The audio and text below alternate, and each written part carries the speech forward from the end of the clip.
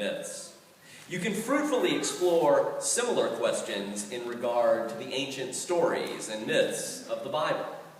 And when I've taught Intro to the Hebrew Bible, which I'll be doing this spring at Frederick Community College and probably sometime here, though I'm couching it under the catchier title, Banned Questions About the Bible, one of my favorite resources to use is an extraordinarily helpful book called Old Testament Parallels, which highlights the many similar ancient Near Eastern stories that preceded or were contemporary to the stories found in the Hebrew Bible, such as famously the parallels to the Adam and Eve story and to the Noah's flood story that are in the Epic of Gilgamesh that Laura alluded to briefly. And as a brief footnote, if any of you have been to the movies recently, have you seen Daniel Aronofsky is directing a film on Noah's flood.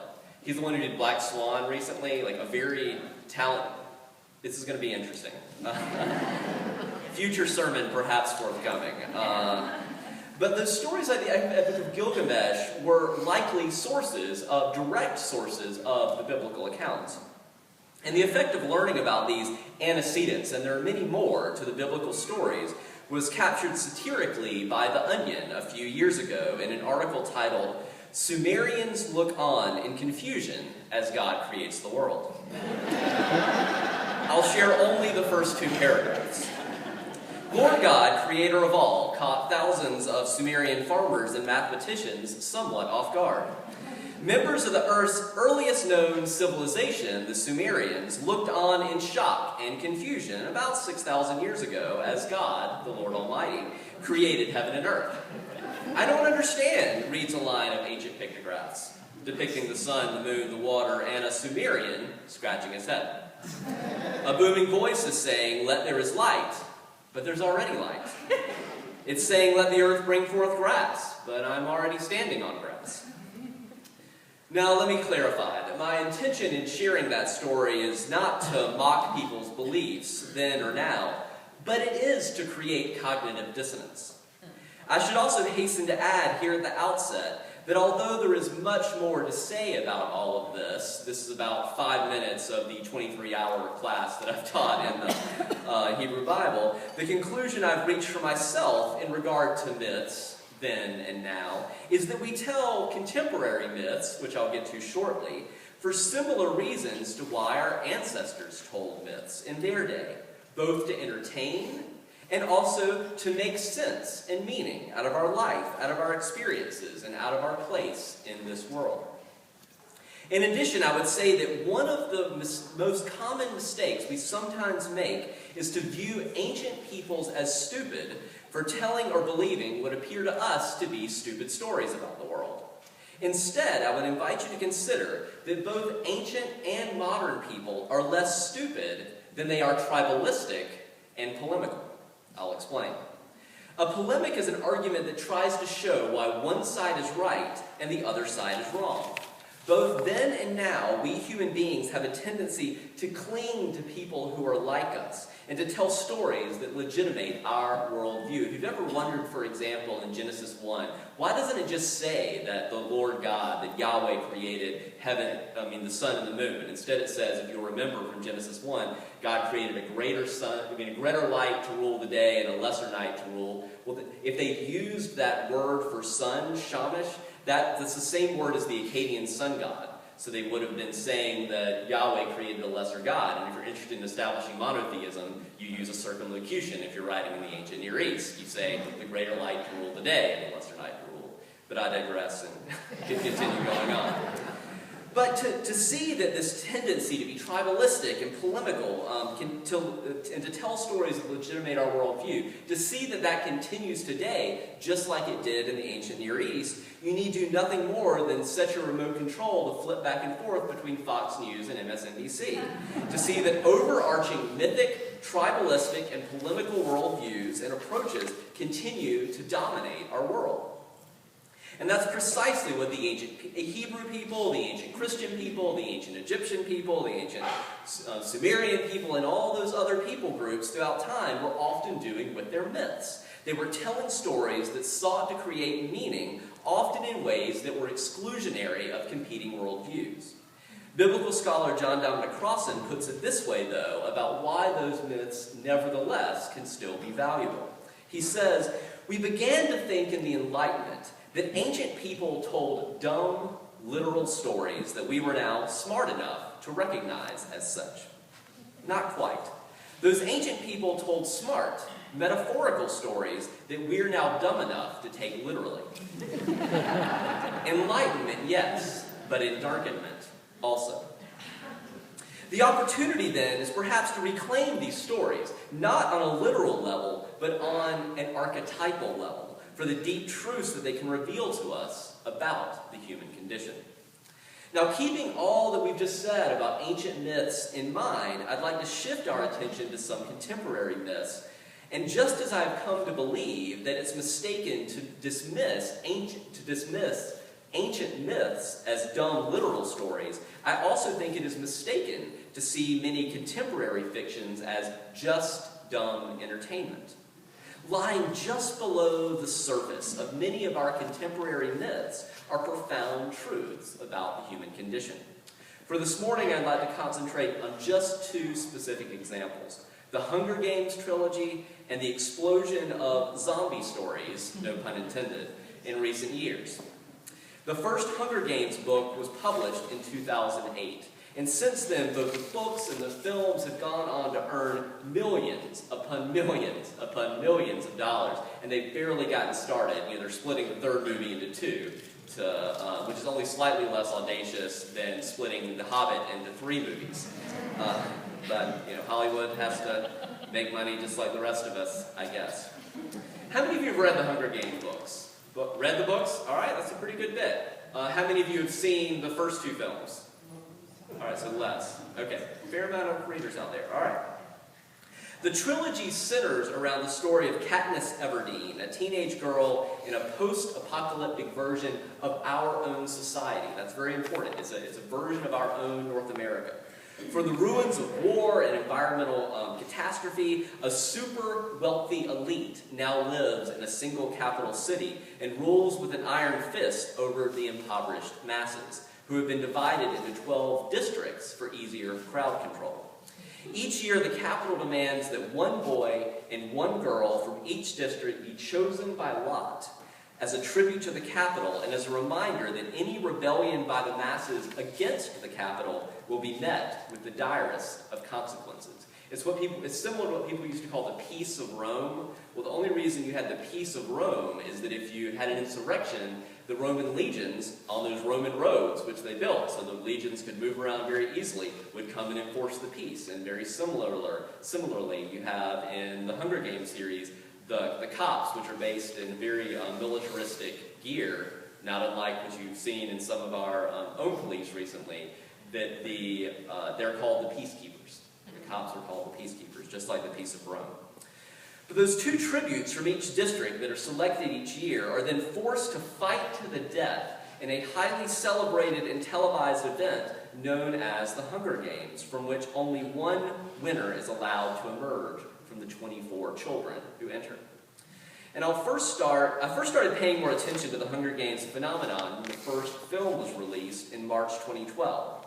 Now keep in mind, if you can kind of go back to March 2012 in your head, that when myself and millions of others first saw that film in the theaters, the Occupy Wall Street protests had started only months earlier in September 2011, protesting the wealth gap in our society and rallying behind the phrase, "We are the 99%. And although the whole idea of our children being taken from us as tributes to a wealthy elite seems rightly horrific, keep in mind that District 12, where Katniss, our protagonist in the series, is from, is set in the coal mining region of Appalachia, not far from here. And the differences today, in 2013, in opportunities for a child growing up in Manhattan among the wealthy elite, the wealthy 1%, or the 0.1%, and a child growing up in Appalachia, or the Louisiana Delta, the differences in opportunities and life experiences for that child today in our own time, while not as epically heinous as the Hunger Games, do call us to question the inequalities that we consent to and allow to exist in our society. And while the Hunger Games can be viewed as simply young adult entertainment, upon closer inspection, the author, Suzanne Collins, is well aware of the parallels that she is drawing to our current society and to ancient history, such as Rome, and the ways in which we may be similar to the Roman Empire, more than we may be comfortable with. Though if you just visit Washington, D.C., is it any question that we're imitating Rome? But one of the clearest examples that she has given her post-apocalyptic vision of North America is the same as Rome, is the name she gives for it. She calls it Panem, P-A-N-E-M. And to acknowledge the explicit allusion in the name Panem, Collins said, inserts the following exchange explicitly in the third volume of her series, which is set during a rebellion by the impoverished districts against the wealthy elite. She writes, "Panem et circenses is a saying from about 1,000 years ago, written in a language called Latin about a place called Rome. It translates into bread and circuses." The writer was saying that in return for full bellies and entertainment, his people had given up their political responsibilities and therefore their power. So that's what the districts are for, to provide bread and circuses for the wealthy elite. And as long as that keeps rolling in, the capital could control its little empire. Right now, it can provide neither, and rebellion ensues. And it makes me think, what would have happened with the Occupy Wall Street if cable had been canceled at the same time, if you'd been unable to watch TV or go to the movies? I think more people would have been out. So what are the ways in which our entertainment placates us and keeps us from being involved with grassroots movement? Collins has said in interviews that the trilogy was inspired as she flipped channels between mindless reality TV shows and the coverage of the start of the Iraq War. And that dissonance between those two things inspired her to write The Hunger Games. And accordingly, over the course of the Hunger Games trilogy, Collins provides some fascinating explorations of the power and the pitfalls of protesting against the powers that be. Now, in going further, I want to be weird spoilers in case some of you, want to go out and see the movies fresh. But allow me to give just a few examples. Given the ubiquity, almost inescapable ubiquity of trailers for the second film that feature Katniss, I don't think I'm giving too much away by saying that Katniss and Peeta, though entrants in the first Hunger Games, nevertheless survive. Two survive instead of just one. Even though the capital demands that there be only one. And what's fascinating, as well as deeply resonant with the theatrical tactics of the Occupy Wall Street movement, is the way that Katniss employs drama and visual theater to shame the powers that be in the Capitol in front of national television. It wouldn't have worked otherwise. If it had happened in private, they would have just killed them both.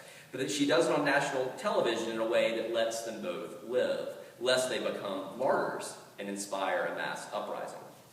The second installment of the book and the film that's now in theaters picks up precisely on the other side of that moment, which is the exact opposite of happily ever after for Katniss and Peeta, who have survived. As theologian Julie Clausen has written, unless Katniss can convince the districts that her act was done purely out of love for Peeta and not as resistance to the capital, everyone she loves will get hurt, if not killed. And as Katniss becomes more bold in her activism against inequality and injustice in the third book and begins to join the resistance against the capital more directly, the fascinating and I would add deeply true and realistic twist is that the resistance to the fascist leadership in the capital begins ironically to look more and more like everything she hated about the capital in the first place. As Audre Lorde, the self-described black lesbian mother warrior poet, titled her famous essay, "The master's tools will never dismantle the master's house, only rebuild the master's house. The master's tools will only set up a new master or a new pharaoh to invoke the old myths, and of course, a new oppressed slave class in its place." And at this point, I really want to tell you the truly shocking act of subversion that Katniss does in the final book to try and prevent a new master from being set up in place of the old president of the Capitol, as well as the tragedy that gives her the courage to do so. But I'll restrain myself. Ultimately, my point is that The Hunger Games is a fascinating contemporary myth about the power and hazards of a resistance movement against a very powerful powers that be, such as Occupy Wall Street, trying to fight against wealth inequality and injustice. And there are many fascinating aspects, such as how an act of kindness, putting flowers on the body of a young black girl who is killed in the Hunger Games, how that transforms that young girl's unjust death into not just a tragedy, but again into a martyrdom that is an inspiration for the resistance. And as the president of the Capitol says in the first film, hope is the only thing stronger than fear. A little hope is effective. A lot of hope is dangerous. A spark is fine as long as it's contained. Or as I heard Wendell Berry, one of our contemporary prophets, say in an interview last weekend at the American Academy of Religion, hope is a virtue. I think we forget that sometimes. Hope is a virtue. It's a practice. There's a lot of wisdom in those 4 words. Hope is a virtue. And hope reminds us that the way the world is not the way the world has to be. We can create change. And although the struggle for social justice is far from done, the steps that have been made, even in the past 100 years alone, for race, gender, and sexual equality. I mean, keep in mind, women haven't even had the right to vote in the United States for a full 100 years. You were really quick to judge Saudi Arabia, and I'm fine with judging the inequality of women there. But keep in mind how much work we have done just in the past 100 years in our society, and how much we have to do. But the work that has been done, even in the past 100 years, gives me hope that change is possible too, in regard to class inequality, and to that difference that we currently allow to exist between what goes on in Manhattan and in many of our cities versus what goes on in Appalachia and the Louisiana Delta and other impoverished places. And I'm very interested in the ways that contemporary myths, such as the Hunger Games, are planting seeds in the minds of a current and future generation that could come into fruition for future justice work. But there's no assurance that the Hunger Games will inspire concrete acts of social justice. It could stay at the level of just entertainment. You need look no further than the CoverGirl and Subway ads to see the ways in which the Hunger Games mythos is already and immediately has been commodified for corporate profit. When Laura Powell-Haney, our DRE, mentioned the CoverGirl marketing campaign, I didn't actually believe, I believed her, but I was like, I really need to see this for myself. So I Googled it. Some of you may have seen this. The CoverGirl Capital Collection. It seeks to convince young women, of course young men are not mentioned in the ads, to buy their products to dress up like the wealthy elite in the Capitol. CoverGirl, I assume, so there's a different makeup line for each of the 12 districts, so you're representing, so you can dress up like the ones who choose. So CoverGirl, I assume, is hoping you won't notice that they're inviting your children to pretend that they are the clueless consumerist crowds that are placated by the fascist spectacle of poor children being forced to kill other poor children for entertainment and societal oppression in a futuristic reenactment of ancient Rome's bread and circuses. I mean, it's horrifying when you take a step back, but they're seemingly getting away with it. In another exercise in intentionally missing the point to make profit, Subway is promoting 4 new sandwiches in their fiery footlong collection, which it claims was inspired by the second Hunger Games film, Catching Fire. It has the Hunger Games logo and all of that. Now, I like spicy food, and these sandwiches may well be delicious, but I can't help but find them in bad taste. This film is about the plight of starving, oppressed peasants, and your restaurant franchise is free associating from the film's title, Catching Fire, and the series is titled Hunger Games, to promote a spicy set of sandwiches.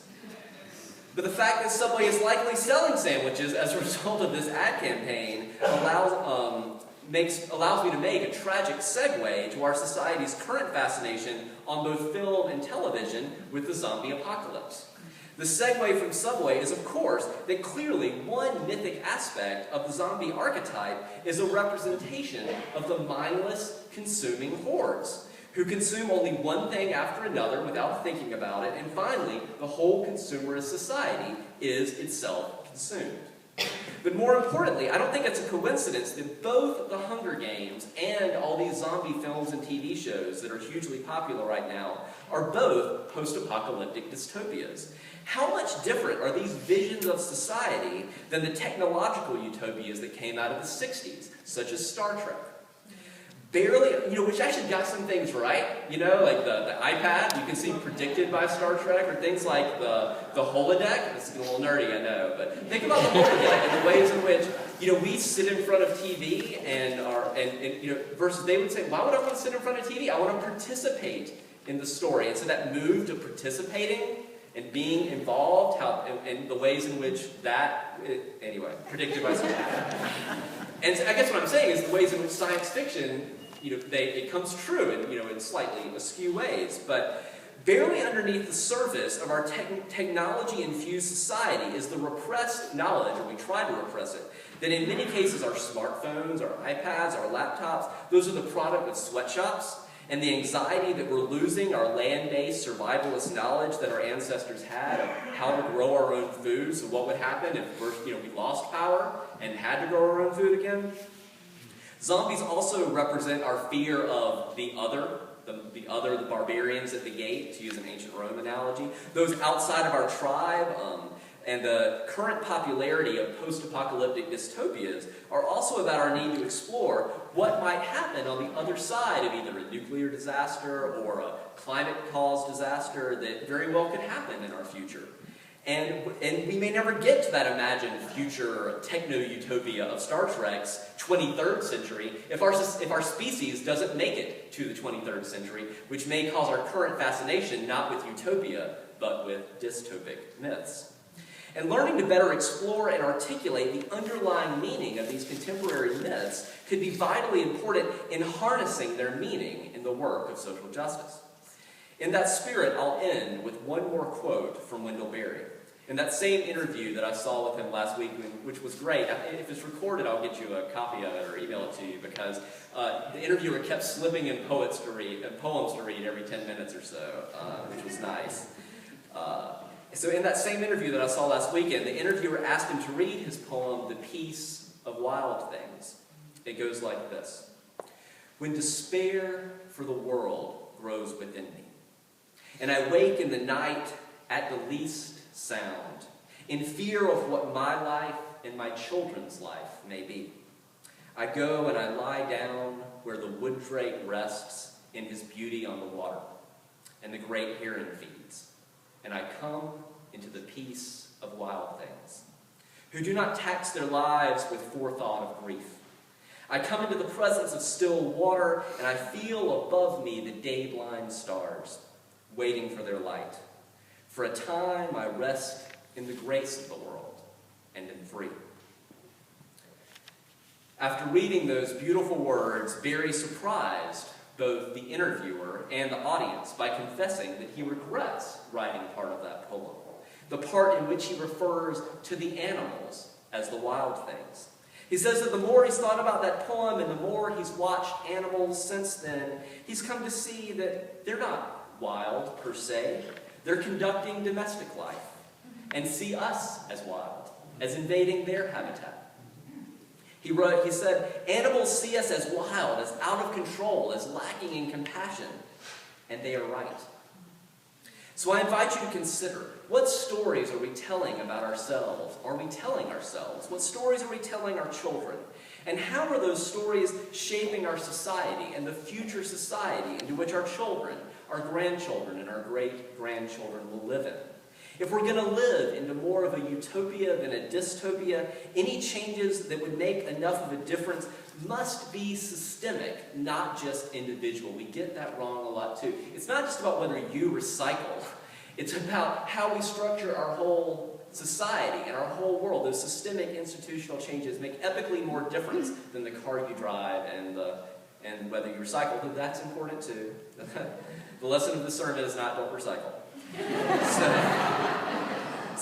But that being said, are contemporary myths merely fodder to sell more makeup and fast food sandwiches, or are we, while there is still time, willing to claim and act on the deeper meaning of the contemporary myths that resonate with us most deeply? And they resonate with us most deeply because they really matter.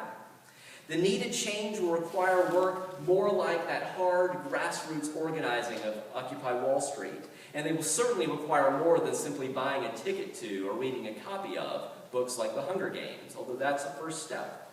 The stories we choose to tell are important, but so too is the decision whether or not to structure our society more justly and equitably. And the choice, at least for now, is ours. And as we continue to reflect on these myths, old and new, I invite you to rise in body or spirit. We'll sing just the first verse of hymn 194, Faith is a Forest.